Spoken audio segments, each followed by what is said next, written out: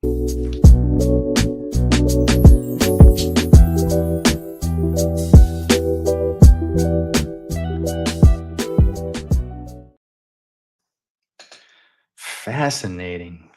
The largest healthcare scam in world history happened right on South Beach, right near the hostel I stayed at. That's fantastic. Wow.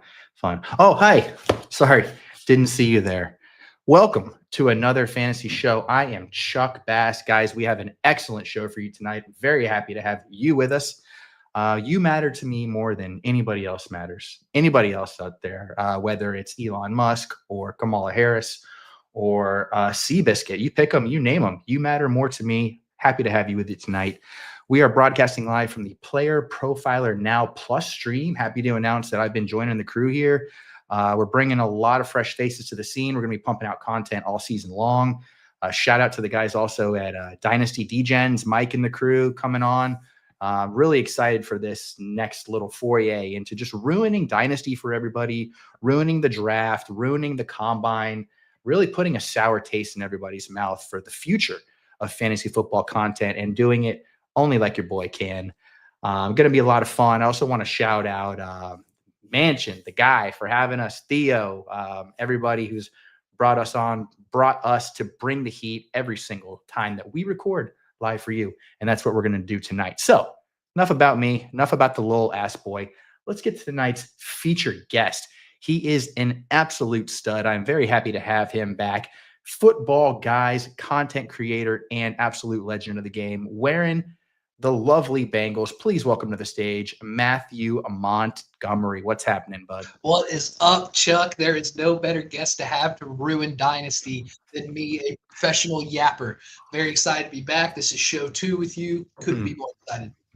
Absolutely. You know, you and I, we've built up quite a connection over the last little bit. However, we are at odds at this current moment. So what I'm going to let the listeners in on right now, we've got a nice little show planned. We're going to get into some combine action and teams that are going to be sweating it out. But a little amuse-bouche for the fun guys out there who might be drafting or who might want to draft. Matthew and I are currently in round 26 of a dynasty draft, and I just want the viewers' opinions. If you're out there, if you're listening to the show and on a recording, if you're in the comments and you want to throw shade, whatever which way, you can reach out to us and give us some of your thoughts on this. Let me go ahead and pull it up now because that might be a nice way to do it. How are you feeling about this draft that we are currently in? Well, I was shocked that I got 1-1. So in a dynasty startup, I kind of like to be in the middle, right? Because you get a little bit of the same caliber of player each round. But sure, honestly, I kind of feel good. I always go into every situation way overconfident and then level out depending on how the cards fall. But I'm not gonna lie, I feel like I'm gonna win. That's good. That's a good way to be. The system is not playing ball with me right now as far as sharing that screen. I'm not sure why that is. So let's see here. If you guys will just give me a second. Of course, guys, the technicality has gotten to me tonight. I don't know if it's this delicious glass of rosé that I've been enjoying on a Wednesday. I don't know if it's the ribeye that I had at 8 a.m. this morning with my bare hands while I was driving. I don't know specifically what it is or what it might have been, but here we go. Give the listeners a little update here. You got the kicker at round 4. Yeah, they just wanted me. The kicker thing is funny. So here's a little fun guy action for this draft that we're in right now, and I'll spread it out for anybody who's with us. Pretty chalk as far as dynasty goes, right? You're not going to see anything too much crazy. The rules are relatively standard. Tight end premium. Quarterbacks going like you would expect. Now, the second quarterback wasn't taken for a lot of teams, which is not really that typical, I will say. I was surprised to see as few of them taken in round 2. Jordan Love and Anthony Richardson are the quarterbacks taken in round 2. If you had told me that pre-draft, I would have thought I might have had a little bit more of a punch-up roster. But we're enjoying ourselves. You took in your first 2 picks, and you had the 101, Josh Allen, very nice. And then you followed it up with some Breece Hall, some Marvin Harrison Jr., Saquon Kittle. What was your plan for this team? Well, it's super flex, so you got to start with a quarterback, and who better to start with than the overall consensus #1 fantasy quarterback, Josh Allen. Once I got back to the background, you know what I mean? It's hard after you do. I think there's 12 of us in this, so I got pick 1 and then pick 24. So, Sure. after that, you're starting to get into, okay, maybe almost like third round tier type of players, especially when you're going against some of the names that we're drafted against in this. It's Yeah. kind of a shark tank in a way. So, I tried to go young. So Brees Hall, Marvin Harrison. I think the best pick I had the entire time though was Saquon at 4, and I did that intentionally. I had 3-12 and then 4-1, and I just intentionally took Saquon at 4-1 so I could brag to people I got Saquon in the 4th round because I'm a real player. Oh, you are a real player. Taking Saquon, taking Kittle, who a lot of people, they look at Kittle as like, obviously he's still a top elite tight end, but his dynasty value, and I'm in 3 of these drafts right now, and now you're talking about round 4, you're talking about round 7, talking about round 3 in some cases, depending on who's trying to compete. So I love that pick. Love you got to love taking Shakir, and then he signs a 4-year deal. That's tremendous. So I did notice you didn't make any trades. Now, was that just because of the way the board went, or you just weren't about it this year? I don't like doing it in a startup, to be honest with you. I think that when you're trying to build a team and foundation, I'm going to go where I go. I don't want to leverage 2 picks and try to get 7 spots earlier. I think that you just kind of got to live with what you have. Pick who's there. Try to look at, obviously it's going to depend on who falls in front of you, but like back to the Kittle point, you know what I mean? Kittle's still George Kittle. Debo Samuel's likely not going to be there, which opens up the target share even more for him if that's even possible. Tight end premium, I still think he's elite. But as far as draft picks go, I just think I'm more of a in the middle of the year. I'll trade you some picks. But as far as the draft goes, I like that. Take advantage of what you know, especially when you're playing with, you and I, we're friends with some of the people in here, or at least we've become friends, but it is a mixed bag. So we're going to see what these people end up doing. I do want to shout out the chat who's showing in. Slashy, I'm in another one of these with Slashy right now. His team's awful. He could not be blowing it more. Happy to have him in here. Colby wants to know who drafted Tim Tebow. Colby, as you can see, there's about 6 more rounds left. I absolutely guarantee you I will be taking Tim Tebow, or at least somebody else will. I mean, we're getting into, and Matthew and I were talking about this pre-show. I mean, this is as gross as an end of the drafts as you're going to see in a long time. And that's actually a nice little tip. Like the talent pool in the NFL right now is so consolidated that it makes for some brutal late picks. And then I said startup season. That's right, baby. That's what we're here, and that's what we're doing. Okay, that's a long-winded way for me to not talk about my team, because I assure you, I do not feel as confident about it as I think I did after the first 7 or so picks. I went a little balance of young. I'm over here on the side. Bijan, Puka, Herbert, the 2nd overall rookie pick.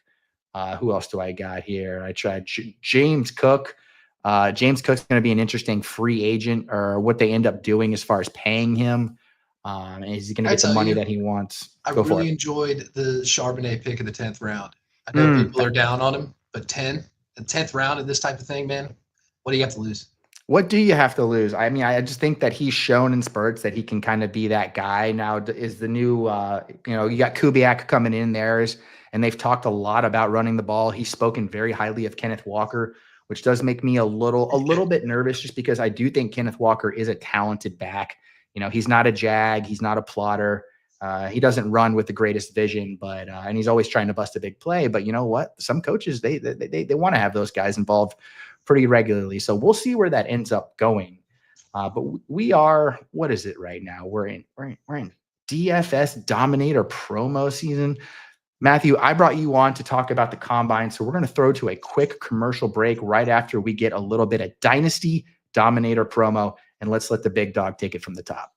Hey, what if I told you there was a Dynasty app where you could get player lifetime values, evaluate trades, including draft picks out to 2028, compare the advanced metrics of 2 players, look up the sentiment, buy, sell, hold on players? Well, there is a mobile app that has all of that and more called the Dynasty Dominator, and it's $5 in the App Store on Google Play. This is my gift to you, the most affordable Dynasty League domination app available today. And if you already have it, the 2025 class is ready to download. Let's go.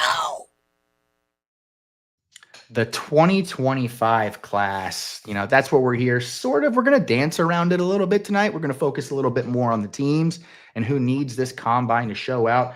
I will tell you guys, if you loved my team, if you loved the guys I just rattled off, it's because I was using that Dominator app. If you didn't like it, it's because I forgot to use it. So you can kind of have it which way that you want.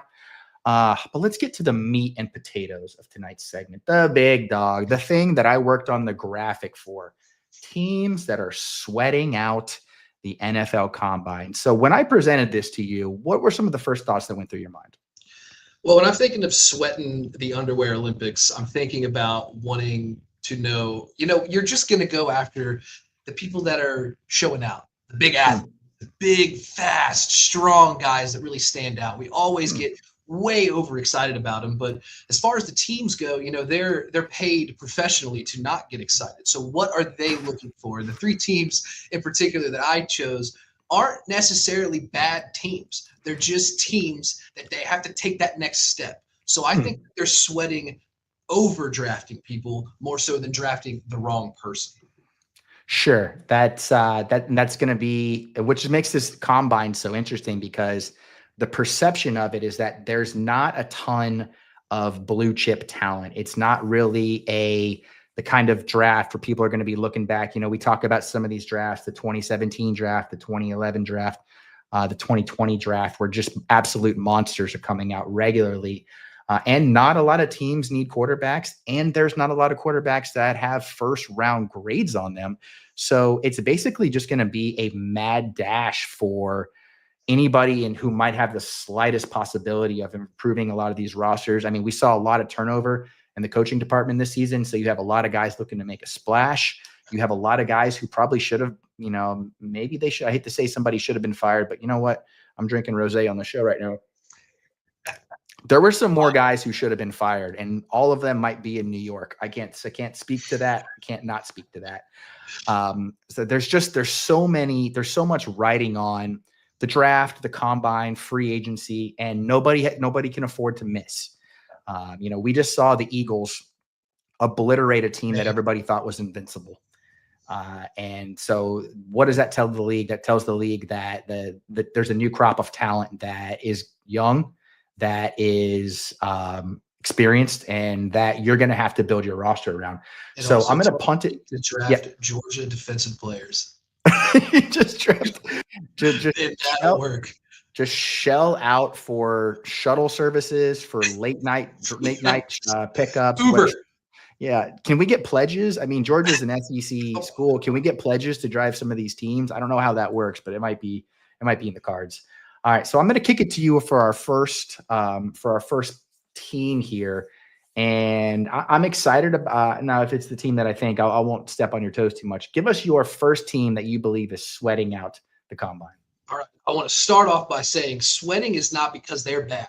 Okay. I think that they're a dominant team, and I think that they are in a they're in a crossroads season, and that is the Detroit Lions. The Lions have the 28th overall pick. Now that tells me that they were just close enough to think that they can do it all, but then unfortunately fell short, which is not too uncommon for Detroit fans. I'm very sorry to say that to you guys, but it kind of goes back to what you were saying with people being fired. They lost both of their coordinators, both of them, offensive guy, defensive guy. So they are starting completely fresh, with Dan Campbell being the culture builder, more of a culture guy than he is a schematic guy. So he is going to rely on these new coordinators. But that doesn't excuse how talented they truly are. They're loaded on offense. The defense is a bit shaky. I don't think it's bad. I just don't think it's going to be Super Bowl caliber like they are going to. So I believe that they need an additional pass rusher or a linebacker. Now they have Hayden Hutchinson, arguably the best pass rusher in the entire NFL. However, they also got Zadarius Smith in a trade deadline pickup. He held it together for the most part, but once Hayden Hutchinson got hurt, it almost kind of took the air out of that franchise, and I think it's understandable for them. I think if they can make it happen, and this is maybe the Midwest in me, I really like Jack Sawyer. I think that they go after Ohio State's edge rusher. He made the big play, the national championship. Everybody loves it, the hometown guy, the captain. He did the play. He's an Ohio State legend. And I think that Dan was the type of coach, the type of culture builder who wants that grittiness. He wants that story on his team. But it's a combine thing. He's got to perform. He's got to show that he is a first-round caliber talent. I also want to kind of throw in there, not trying to be hot take guy, would you be shocked if they took a project quarterback? Like maybe a Jalen Milroe? Just in case. I know. That would get me all hot and bothered. Now I would have to wonder is an organization like that has built its culture very methodically, willing to risk. Yeah. You could call it the locker room. You could call it the fragility of the quarterback. Although I don't necessarily believe those things. I think they have strong guys who understand their role and their value, but also kind of their expendability, if you might say. You know, they've done, you know, they have some super talented guys, but they've also done a lot with guys who are maybe on their second or third team. So I'd be interested to see if they were able to, if they would pull the trigger on that. I wanted them to take a quarterback. Was it 2 years ago? And they didn't. And it ended up working out for them. If you can say that this plan has worked out, but you know, if they're the people that we think they're, and they're going to make those hard choices that teams have to make, I could certainly see that in the cards. Now, part of the reason why I throw that shade out there at Jared Goff, and I think Jared Goff's a fine quarterback. He plays in the dome at least half of his games. So, and I think that does make a difference. Okay. That's not just a shot at him not being able to play outdoors, which I think is kind of a, fallacy. But I do believe that he is the last of a breed of quarterback that is simply pocket dependent. He is not going to make you honor him on the defensive side, which is why I threw Miller out there, because you know, quarterbacks rarely fall to round 2 if they have a talent like a Milroe, but I could see a late round type of an investment. But it's like you said, you know, if you have 2 quarterbacks, there's not enough air in the room to have both of them. I mean, it's just one guy's got to be the head honcho and the others have kind of got to know their role here. So I can agree with that. We saw the Kirk Cousins and Michael Penix dynamic last year, which turns out to be galaxy brain, the way that Kirk Cousins finished the year out and kind of where we're at now with that whole thing. Another thing that they're kind of weak on is interior offensive line. They're old, flat out. I know 30. They have a 3 in front of the first digit of their age. So we're going to start freaking out. But they've got Graham Glasgow, who's 33. They've got Kevin Zeitler, who's 34 and is a free agent. So we don't even know if he's going to come back. They're a run-heavy team. They got Sonic and Knuckles, right? So you have to have an offensive line that open up holes specifically in the interior of the offensive line. So I wouldn't be shocked if they looked at like day 2 or day 3 and they draft 2 to 3 of these guys. So they're really going to be invested in the offensive line part of the combine, which I know a lot of people for whatever reason tune out.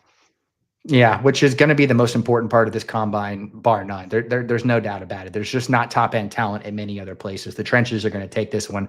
So just to kind of recap, you know, their last draft 2 years ago, banger draft. Gibbs, Campbell, Laporta, Branch, Hendon Hooker even, which is like, you know what ends up happening with Hendon Hooker, who knows? But I like that they went for that already, and that does kind of speak to what you're talking about. Could they do something like that? But last year, Terry and Arnold, he had a brutal start to the year. It was not good. He was struggling. Kind of came back to tread water a little bit, and then the injuries just got to the entire defense. So it's hard to make heads or tails about what the unit looks like. You combine that with the departure of Glenn, could be tricky. But so you like Jack Sawyer. Let's say that he's off the board. Do you have another position you'd like to see them target, or just next man up?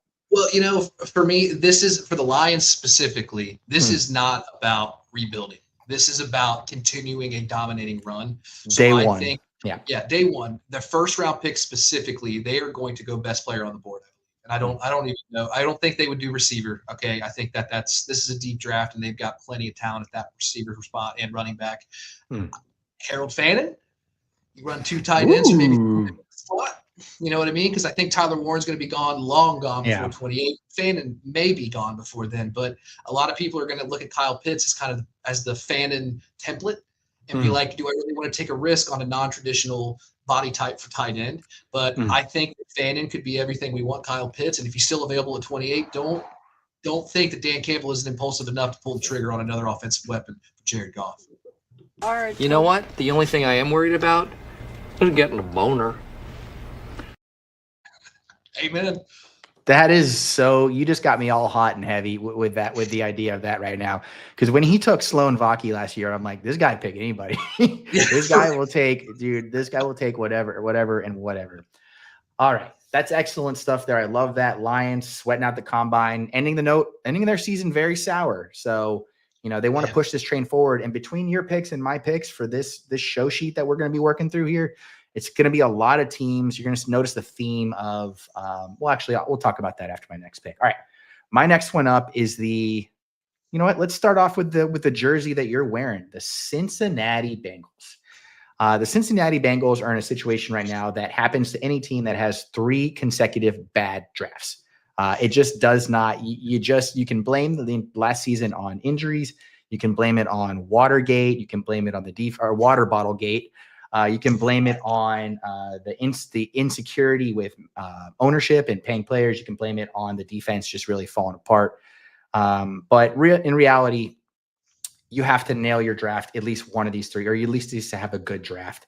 And they have not done that. I won't bore the viewers with listing out their draft picks, but let me assure you it's bad. And judging by the fact that you haven't jumped down my throat right now, I would say that you're probably going to agree with me on that one. We're in agreement. Yes. Yes. That was no further questions. Wow. That was very, that was very muted. I could tell I don't even know if you want me to keep talking. Don't. Just something quick like that. Yeah. Don't. Yeah. Don't. Stop it. You stop it. Don't. Don't stop. The Bengals are in the worst possible draft to be where they were, to where they still finished the season 9-8. They didn't win to get in the playoffs, and they didn't lose enough to have a higher pick. Picking at 17 in a draft where you could see most of these teams, nobody knows where Cam Ward and where Shedeur Sanders are going to go. Nobody expects there's to be a lot of trades up. So you've talked about the lack of potential blue chip talent in this draft. Well, if there are any, they're going to get snagged quite early. I don't see a lot of fallers in this one in particular, especially when you look at the type of prospects that the Bengals need versus the first round projections. It's just really not ideal. And this is going to be slim pickings for a team that's going to be paying Chase, Burrow, and Higgins over $100 million. They also only have 6 picks, which I know 7 rounds, but 6 picks. That's tied for the 3rd least amount in the draft. So this is a team that is just like teetering on the edge right now. I don't think they'll ever be bad with a healthy Burrow and a healthy Chase. But this is a franchise that we think could compete for Super Bowls. Am I off base here that they're going to be sweating the hell out of this combine, or am I right on the way? I think the worst possible combination that you can have, especially as a Bengals fan, is a very, very expensive team and not enough picks to get the young talent to have depth. So we could be extremely top. I say we like I'm a part of the team. No, I love a good we. We are going to we're going to need to be able to find players that have not stepped up currently. And unfortunately, the track record for the Cincinnati Bengals, they just don't home grow the backup talent. It seems to be very top heavy. The roster consistently has overperformers. I mean, we've got a fantastic, no doubt, great offense. I don't think anybody in the league, even a Steelers fan, will look at this offense and say this is bad. The problem we've had for 5 years, ever since Jesse Bates left, is this defense. Nobody has stepped up and said, I'm the man outside of Trey Hendrickson. And then even that right now is on shaky ground. So I'm praying the Brown family does something that they haven't done in my lifetime, and that is cut a bunch of checks. You know what? That people do love to just all of a sudden decide to spend a lot of money. It's funny because like when you look at the position groups that they've targeted, you go, okay, they needed that. They've attempted to fill needs, especially in the draft. They just haven't hit on their players. I mean, they've gone pretty defensive heavy and a little bit of offensive line in there. But I mean, you look at their picks, defensive line, defensive edge, defensive back. I'm just going back the last 3 years. I mean, it is a shocking amount of defensive targets they've been trying to hit. They just haven't been able to stick the landing on a lot of these guys. That is what happens when you only have 4 scouts. I mean, that's what happens. Other teams are paying 20, 30 people to do this and this talent, and we have 4 people. And so what's the tipping point? Would 6 scouts improve this by 20%? Would 8 scouts improve it by another certain amount? What is the actual? I was just telling somebody today that I will do it for free as an intern, just to get more eyes on the product. You tell me where you need me to go, I will scout it. I can tell you, that guy's good or bad. I'm just kidding. It's not that easy. Clearly, that this is something that it's a financial problem. The Bengals are at times a poverty franchise. Joe Burrow is trying to get us in the penthouse. We've gone from studio apartment to like condo, and it's not a bad condo. Burrow wants the mansion, and we need to get him the mansion. We need to get him the mansion. Boy, he's out there advocating for it, talking about paying Trey Hendrickson, talking about paying T. Higgins. I mean, he knows He's a Nice. smart kid. He's getting out there early and trying to get ahead of this thing. My favorite stat from the Bengals last season is that Trey Hendrickson, 17.5 sacks. They only had one other player, Joseph Asai, over 3 sacks. I mean, you said it, top heavy. That is a top heavy team, and they need to invest smartly. They can't afford, and they're going to be sweating it up. Let's shout out the chat again, who is in here, and they're getting a little frisky with it. Jamie's saying, "What's up, Jamie? Good to see you." Cowboys need an RB. Dynasty football key. Look, it's not that you're wrong. It's just that I have so much Rico Dowdle that it would make you throw up. So the more they invest in running back, the more I'm screwed. And Jamie's talking about, I just lightly tapped the like button. Jamie, we really do appreciate that. We love having you guys in here. It's always good to have a nice little crew rounding up. So hyped for the Underwear Olympics. I am too. Look, it's the only time of the year I get to say I love watching dudes. And I'm not afraid to say it. I'm comfortable enough on masculinity. What players, Kalut, good to see you. Kalut, so correct me if I'm being wrong. I don't want to be culturally inappropriate. What players ADP will rise highest on Fast Draft between now and the NFL draft? Now, ladies and gentlemen, as you can see in the bottom right corner of this screen, Fast Draft, the new, hot, sexy drafting app that we're going to be doing all off season long and even during the season. Whose ADP will rise the most between now and the draft? We'll save that for the end. Maybe we'll go through some player values and look at what potentially could be big. That'll be a nice little cherry on top here. So stick around. We'll definitely want to get to that. Boom. All right, Matty. Ping pong is back to you. What do you have for your second team? All right. You're going to notice a trend here. The team that I went next has the 29th overall pick, the Washington Commanders. Whoa.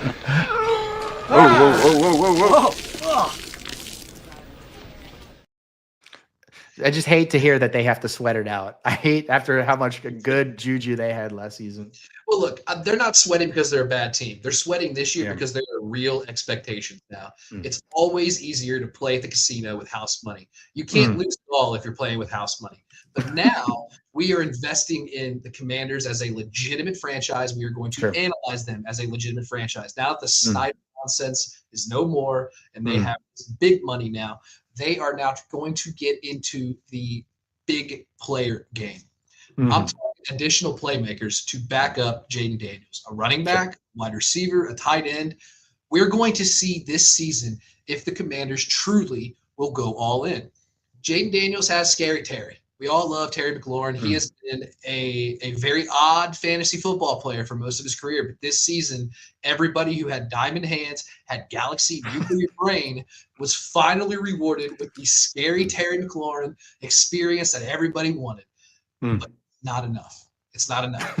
Noah Brown, De'Ami Brown, Charlie Brown, whoever Brown you want, it's not enough to be on the other side of Terry McLaurin. So I could see somebody like a big body. I know this is going to sound like I did this on purpose. I'm just realizing this now. Emeka Egbuka, Ohio State again.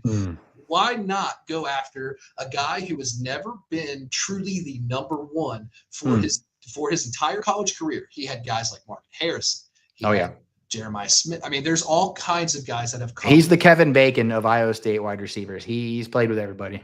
Yeah, so he, and ironically, can now play with another former Iowa State guy, and he's not going to demand a large target share. He can be a complimentary piece because we have seen him be a complimentary piece in college for many years, and he is a consistent target.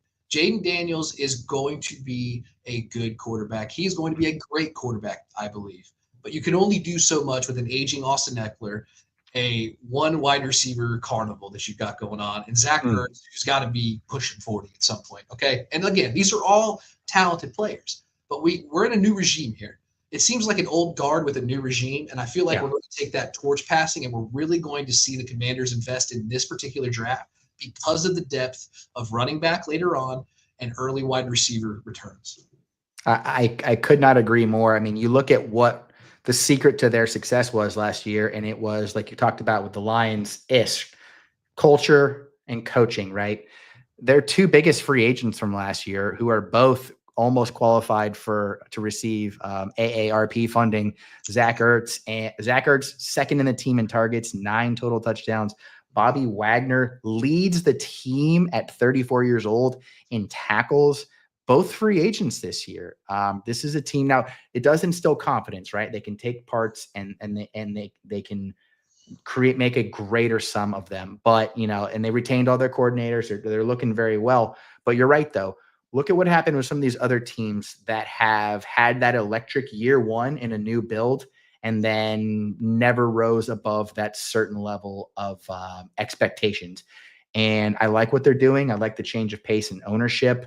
28 free agents this year is a lot for a team that, you just talked about, right? Who are the best players on the Commanders, right? It's Jaden Daniels, it's Terry McLaurin, Frankie Louvu is very good. And then after that, you can kind of, mix and mash whoever it may be. It's time for them. The corner of Sanderstill was also a nice draft pick for them too, to kind of go back with the young team. Sure. Yeah. They had a nice draft too. That helped a lot. They made some nice moves. So we'll see what goes on with them. They're obviously in a division with the Eagles, who are the gold standard as far as talent and team building and paying guys at the right time. That's like going to be the biggest story of the offseason. It's not always about drafting. It's not always about scheme fit or anything like that. A lot of times it can be about paying guys a year early, paying guys 2 years early. And if you're a smart franchise run by a smart guy, you're definitely going to do that. So who did you say you might like them to target, or at least position group wise? Well, I think that if I were them, I'd probably go playmaker, but I would not be shocked if they went edge rusher. Last year they had you said a minute. Yeah. Last year they had Dante Fowler and Cleveland Farrell, who are both free agents this year. Dante Fowler's another one of those guys. They're older. They're just older, not really top tier guys. So it would not shock me if they went after Texas A&M Shamar Stewart. If you're looking for a different take, if they do go edge rusher, I could see them going with Shamar Stewart if he falls that far. He's a credible pass rusher. I think that it gives them youth in that area, and I think that just influxing youth there, maybe they make some moves in free agency. Who knows? It wouldn't shock me if they brought back Fowler. He had a good run in the middle of the year, but he's just one of those players that he's going to have like 3 or 4 weeks in a row where he looks like prime Aaron Donald. Myles Garrett had a baby, and then he's just going to disappear for 4 games. And you can't rely on that, especially a player in his mid-30s. So wouldn't shock me if they went edge rusher, but if I were them, you got to go receiver. I would love that. I mean, Brandon Ayuk was ahead of all of us in the last offseason. He wanted to go play for the Commanders, and the money was too good in San Francisco. So he knew, and now we all knew. Now we're all on the same page here. So that's excellent. That's great stuff. That's a great team. A different kind of sweat, right? Like they're looking at more opportunity. They have a chance to join the big dogs in the NFL. You're not hiding anymore. No, they got to step up. They got to be strong. Somebody's got to drive ship. All right, we are here. Let me get a little. All right, let's move on to the next team here. What are we going to be? We're at 32 minutes. Pittsburgh Steelers. You got to love this, wearing that Bengals jersey. Pittsburgh Steelers. They have all their picks, but they got a whole lot of needs. I'm going to ask you objectively a question right now, and I'll ask the chat this as well. Who are the 3 best players on the Steelers? Number one, immediately to me, is TJ Watt. I think you got to respect just the overall body work. I don't care how old he is. If he does not retire a Steeler, it's a travesty. I think he needs to be the guy that they just live and die with. Outside of that, man, you're really just going to have to go with preference. I think Pickens is going to be one of the top receivers in the NFL, but he has already given me diva vibes, which is a good thing if you want to be a good wide receiver one in the NFL, but it seems like he's doing the diva thing without the production. And I feel like it's got to go the other way around. I like Pickens. I just want to see it continue. Outside of that, I don't think I would have a guy. I think it's another tier. I think you go down to just typical players. So the answer is Chris Bosworth, obviously, for anyone who's following along right now. They had said, and that is a true, when Justin Tucker falls, Chris Bosworth rises, or Boswell, sorry. So here's the problem that the Steelers have. They just wasted what could be unicorn seasons out of Hayward and probably out of Russell Wilson and probably George Pickens for not getting suspended at one point last season. Not to beat a dead horse, but they're the ghost of future Commanders. This is a team that was on the precipice for the last 5 years of being able to punch above. They continue to punch above their weight instead of actually joining the new weight class. They used culture. They used coaching, never had a losing record, made the playoffs many, many times. but they never really made the necessary adjustments to keep up with the big dogs. And everybody knows that. This has been the story for the Steelers for every offseason. They draft moderately well and they coach their players up. And we can all point to quarterback. We can point to injuries, whatever you want. I know TJ Watt's been banged up a lot. But this is just a team that is, I think they've wasted a lot of the prime years of their talent. And I think that this draft, there's a lot of pressure on Tomlin. There's a lot of pressure on the ownership. Ownership was just ranked the 6th worst ownership by the players in the NFL PA survey, which is nuts. Breaks my heart. Bro, can you believe me? You're so sad for the listeners at home. Matthew is just absolutely devastated by what's going on in Pittsburgh. And you know what? It's just they've been living in Treasure Island for too long. Go back to Treasure Island. Brutality. What are your are the Steelers going to be sweating this one out like I think they are? Yeah, but I think they're sweating for the entirely different reasons than the previous 2 or the previous 3 that we've all talked about. I think they're sweating because they're flirting with that whole, we're not going to have the streak anymore. End of an era. Yeah, I know we like to crap on Tomlin because of that being just the most mid award of all time to give somebody. It's like, congratulations, you're 9-8 all the time, or 8. Way to go. Yeah, exactly. So, but like, there's something to be said about if you do not take them serious, they will beat you regardless of their roster. And I think that means that they can miss on a pick or overdraft somebody and still get a quality return on that player because of the coaching staff, the stability ownership. It did kind of shock me that they got rated so low ownership wise, because I'm sitting in the Bengals studio apartment looking at the Steelers mansion across the pond thinking, man, wouldn't it be nice to have that? And then I see the report card come out and I'm like, maybe it's not that bad. Oh my gosh. Well, you're not wrong, right? That's just kind of like the relativity to all the other franchises. I couldn't be happier with the Buccaneers ownership in this kind of post Jameis Winston world. And they were the 5th worst rated owners by players. So, who's really to know what's going on behind the scenes? The Fantasy Finish wants to know, does Tomlin keep his job if he has one more year of just above averageness? Honestly, you guys might have to ask me that question again post-draft, because I don't know what this team is thinking. I don't know if they believe themselves to really be competitors or if they understand that a rebuild is coming. I don't know if Tomlin is a rebuild guy, but I would trust him for 3 or 4 years if I knew that was the direction the team wanted to go and they were committed to that goal. If they're going to continue to commit to this 9 wins, 10 wins, blown out in the first round of the playoffs, no, I don't think that would be the case. I'm with you. I think that they are in unfamiliar territory in Pittsburgh. They don't understand what it's like to live like the other side in the NFL because they're Pittsburgh. And it's a heck of a stat. I can't hate, I hate watching them beat us, but you can't hate the accomplishments that they have there. I respect that team and I respect that franchise, but this is what real world NFL is. Sometimes the cards don't fall in your way 3 or 4 years in a row. What do you do after that 3rd or 4th year? Are you going to continue it, go back to the well and get fired? Or are you going to drastically change by looking yourself in the mirror? Maybe this is Tomlin. Maybe this is whatever quarterback they decide on, whoever. Are you going to look in the mirror and go, man, this ain't working anymore. We got to do something different. Wouldn't shock me if they were one of these teams that traded up and made a big splash pick just to kind of get momentum back in that building. But you never know. It'd be really fun to see them, regardless of how you feel about the prospects, go for, a Cam Ward, go for a Shedeur Sanders. That's what I'm saying. If they're gonna bring in Aaron Rodgers, or if they're gonna bring in Kirk Cousins, or maybe pay one of the 2 guys they have they just rolled out last year, or something else. I mean, it's the worst year to be in a team in this situation. You couldn't ask for a worse situation. So it's a great year to be watching another fantasy show. It's a great year to be tuning in to me and Matty chopping it up. So if you guys are watching the program right now, as you can see, I would love for you to just very lightly smash that like button, maybe even a sub too. I'm not going to beg. I'm not going to get on my knees, but if you guys could just give a little love, a little this, a little that, we would really appreciate it. Really makes our lives a lot easier. So Matty, I'm going to kick it back to you. So far, we have covered the Lions, the Texans, the Commanders, and the Steelers. Who is going to be your final serve? The final serve is the host city of the NFL draft. Green Bay, the Packers, 23rd overall pick. You got to bring the juice. The NFL draft is in your small town. All right, it is in a small town, Midwest. You got to do something good. Don't ruin this for us. I'm dreaming that it'll come to Cincinnati at some point in time. But Green Bay, you got to do something. 23rd overall pick. The team went 11-6.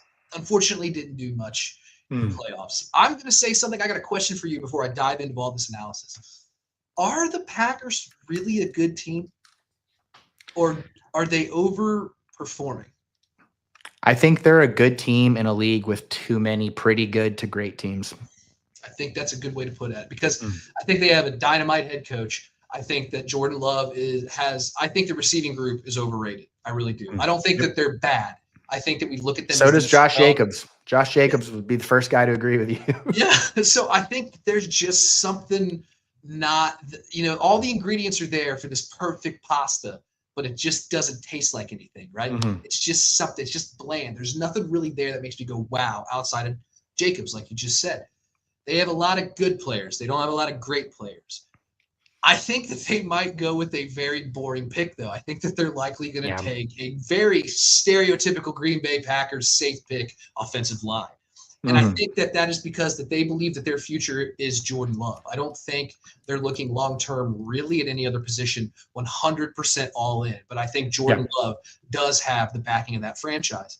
And the irony of this whole thing to me is that they don't have an owner. So we always talk about how owners can meddle at times and have the final say.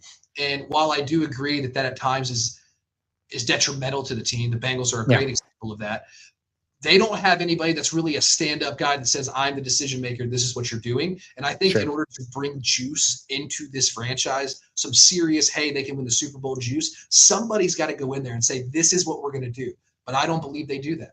I think they go offensive line. I think they build from the interior. I think that they still feel 2 years away from really competing, especially in their own division. I mean, their division is insane. It's like the AFC North was 2 or 3 years ago, where you're just top to bottom. You've got the Minnesota Vikings of the world. Now their quarterback situation is kind of weird, but they've got elite talent on the outside. They've got the Lions, who I just described, is one of the more dominant teams in the entire league. So they are playing keeping up with the Joneses in Green Bay. They are not playing, hey, we're trying to win the entire league. They're trying to win their division, because that alone is a playoff division. So I just don't believe they're going to do it, man. I think what they're going to do is they're going to look for an offensive line. I think that I don't even know specifically which position they would go for, quite frankly. I think that they're just going to be one of these teams that says, we have these young receivers, we're going to wait for them to develop, and I think that is a mistake. I think they need a wide receiver one.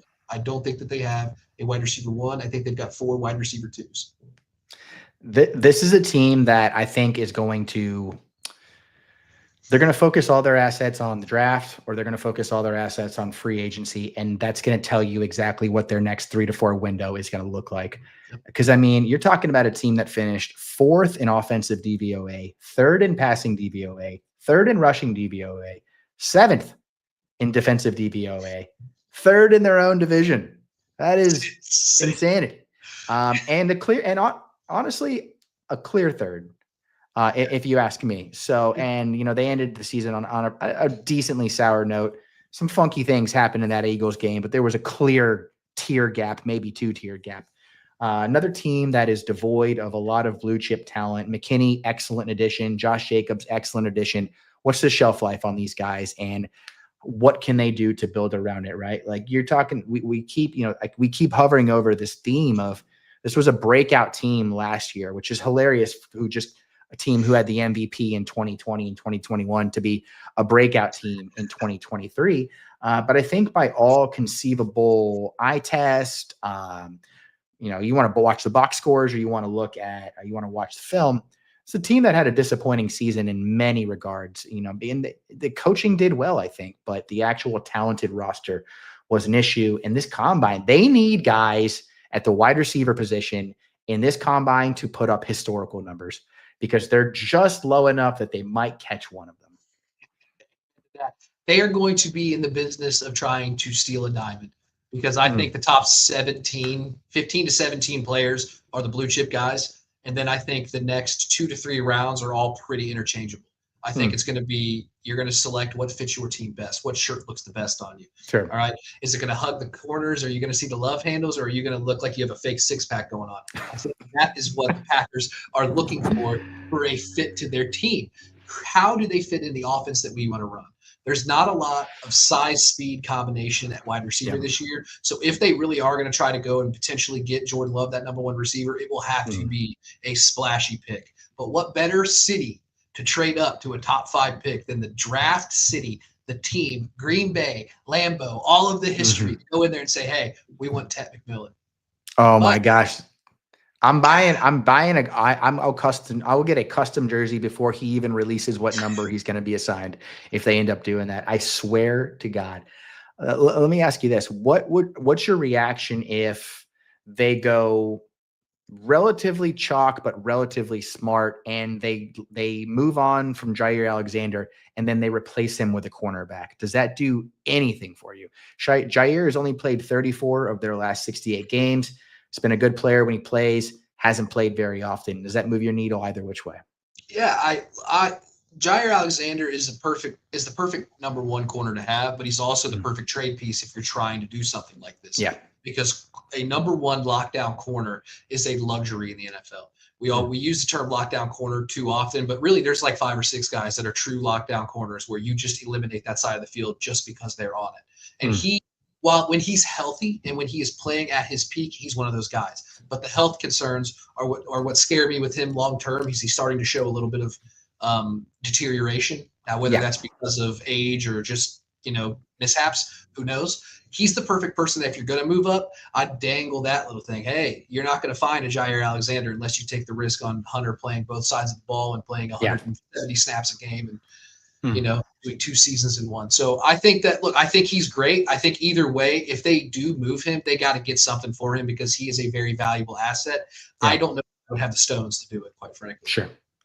Yeah, you can definitely tell that this is a team that was maybe caught off guard by how quickly the division got great.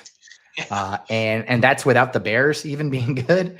So it's like if you're doing a bonfire and then your neighbor's house catches on fire. Like obviously one of them's a little hotter than the other. Yeah, they got Project X'd. They were just trying to have a good party and have some people over, and it turns out there's guys setting stuff on fire. I love that. That's a great pick we're really rocking and rolling. I love a lot of what we've been covering right now. So I'll end us on a team that I think perfectly exemplifies every topic we've talked about tonight. All right. And that is going to be the Houston Texans. You want to talk about who the Commanders don't want to be in year 2. You want to talk about who was another team that was just like the Packers in year 2. The Lions and, stalling and all that stuff. The Bengals, top heavy talent with the quarterback and maybe a couple key defensive linemen. Texans, they're in such a driver's spot as far as they have the most important pieces. They have the quarterback, they have the head coach, and they have a young superstar wide receiver, which to me is like the triumvirate. You can say defensive coordinator, but because the head coach is the defensive guru, I think they've kind of got that covered, right?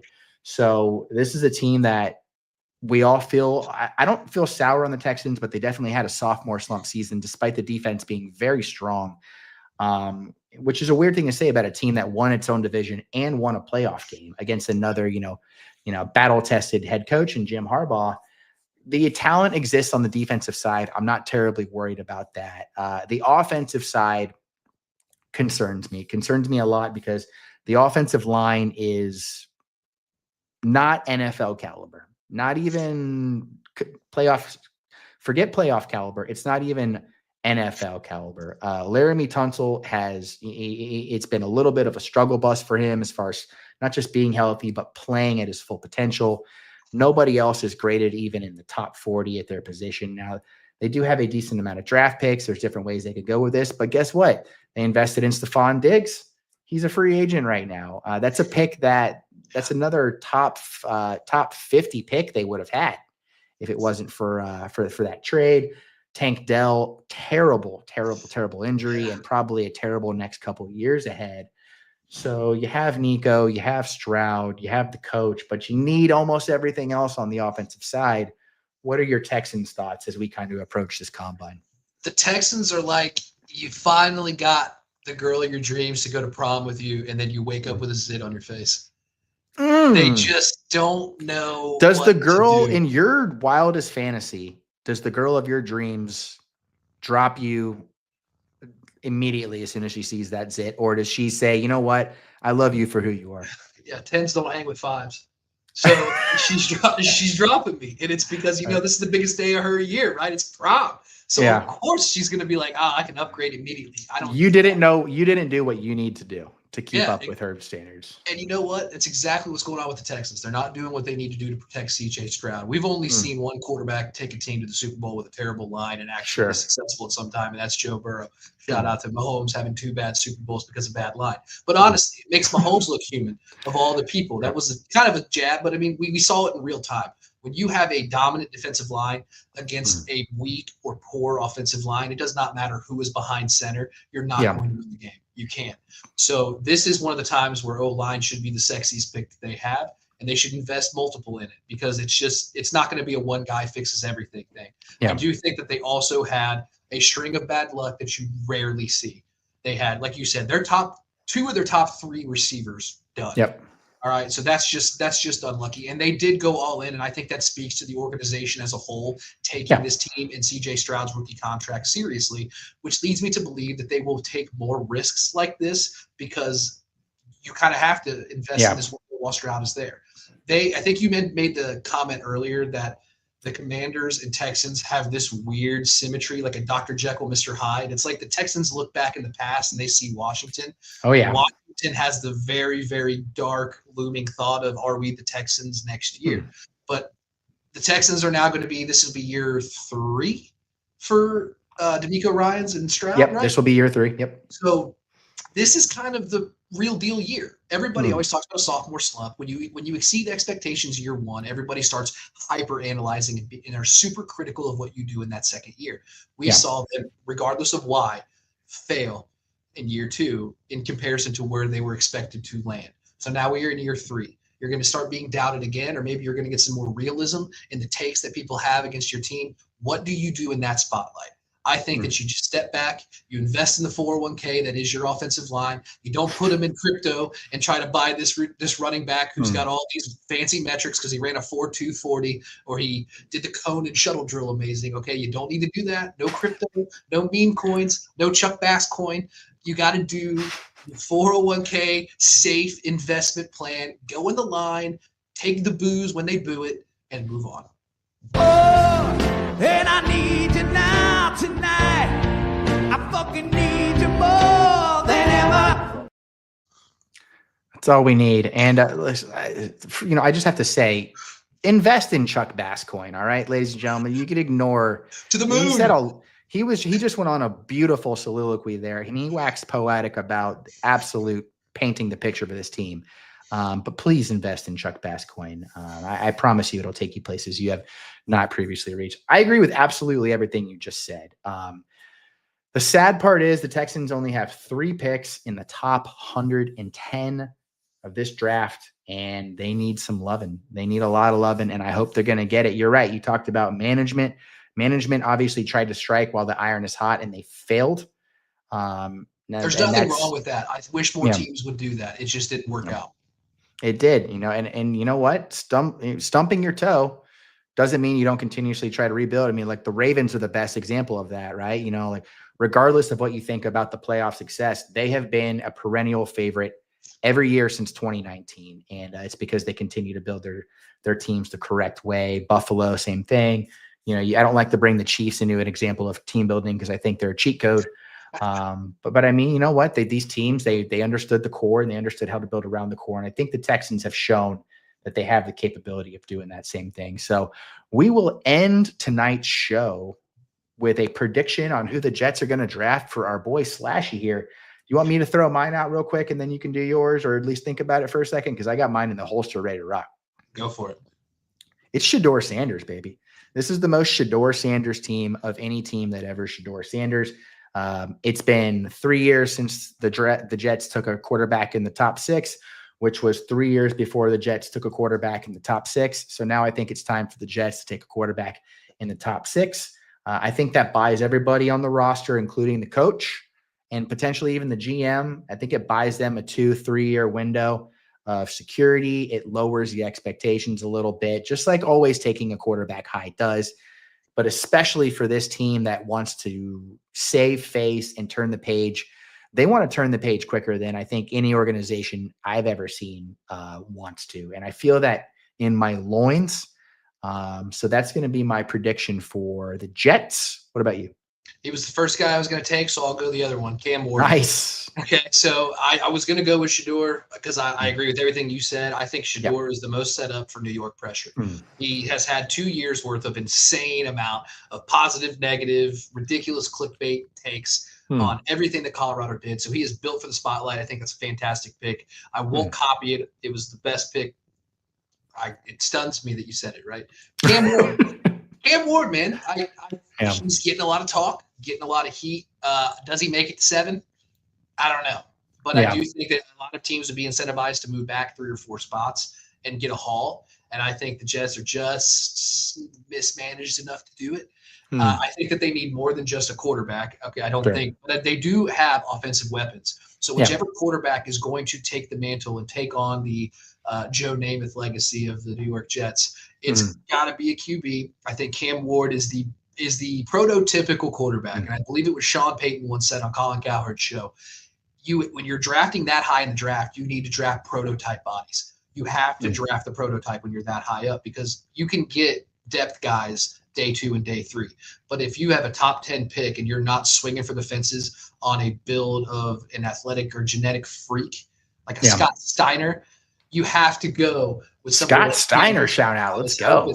You have to go with Cam Ward because he is just like if you were building a quarterback from scratch in this draft, he's the closest to what you would want to be the ideal pick. So New York, get Garrett Wilson and Breece Hall some help. So do you think it could be a waste of resources to draft Jordan Travis's backup with such a high pick? I don't understand the Jordan Travis hate. I don't know how you feel about him actually. He was so good they didn't even let Florida State in undefeated when he was hurt. So I don't know what that says about his NFL prospects, but he was the real deal in college and he had a devastating injury. Do they give him a chance? Probably not, because that's just how the NFL works, man. Sorry that you lost the lottery ticket. But how do you actually feel about Travis? For the uninitiated, let's see if I can get a zoom in here for if the wines hit me good. Jordan Travis has been at the top of the queue for about 6 rounds now on the quarterback side. It took everything in me not to just take a fly. I don't know if anybody knows how they feel about Jordan Travis at this point. I'm at the point now where I've seen so many guys succeed in situations I didn't expect them to, and I won't even name a name because there's so many of them that I don't think I'm capable of writing anybody off, depending on situation, offensive line, the talent around them, whatever it may be. This Jets roster might be the most talented roster in NFL history that didn't make the playoffs or have a winning record or anything like that. So, I don't know what's on the table and what isn't, but I'm going to start. I think we should wait till the Madden rankings for next year's game come out because that's probably where. Yes. Who knows more than they do? That's where we're in. All right, Matt, that brings us to the end, man. Excellent recap of everybody. Bengals, Steelers, Texans, Commanders, Lions, Packers, sweating out the combine. Can't wait to see what they do. I want to give you the floor here. Obviously, I want to say thank you. You're the man. But if you want to plug anything you have coming up, where the people can find you and all the good stuff. Yeah, so I've been doing a lot of mock drafts for IDP specific for football guys. I'm going to start doing some more video content, written content here in the next upcoming weeks. It's the combine. Watch the combine. All right. It's football on your TV on a weekend. Okay. Watch it. It's well worth your time. You're probably not going to learn anything though, to be completely honest with you, but who doesn't like to watch a bunch of big, strong guys show you how big and strong they are? It's all I can do. It's all we have until what? Wait, are you talking about us or are you talking about the combine? Okay. Yes. The combine, of course. That's after the show. The other stuff we're doing. Well, you said big, strong guys, so I think. Well, of course, but we're not going to have football on the TV until the draft, and then after the draft, it's a dead zone unless you're a baseball fan. So, but as far as I'm doing football guys mock drafts, I'm doing a lot of IDP content. Play IDP, it's fun. It's hard to do a dynasty startup in 26 rounds and not have defensive players. We just talked about it at the beginning of the show. So, give the defense some love. That's what I got. That's right. I couldn't agree more. The more you get into IDP is like heroin on steroids. The more you get into it, the more you realize you need every day. And you know what? Like I know everything there is to know about Gardner Minshew, but I don't know everything there is to know about Jeremy Chin. Like it's just, I'm telling you guys, there's ways to go about this. So I co-sign everything Matty just said. I am Chuck Bass. This has been another fantasy show. If you guys are still watching the stream, please give us a like, give us a sub. I'll give you money straight from my wallet. So that would really mean a whole lot for me. So I appreciate it. You guys enjoy the combine this weekend. Like you said, we don't have a lot of NFL moments until September. This is one of them. So soak it in, soak it up, pour a drink, have some fun. As another fantasy show tradition, as always, Matt, give me a number 1 through 5. 3. 3. All right. Cheers, ladies and gentlemen. Everybody, let's get out of here. This place is covered head to toe in shit.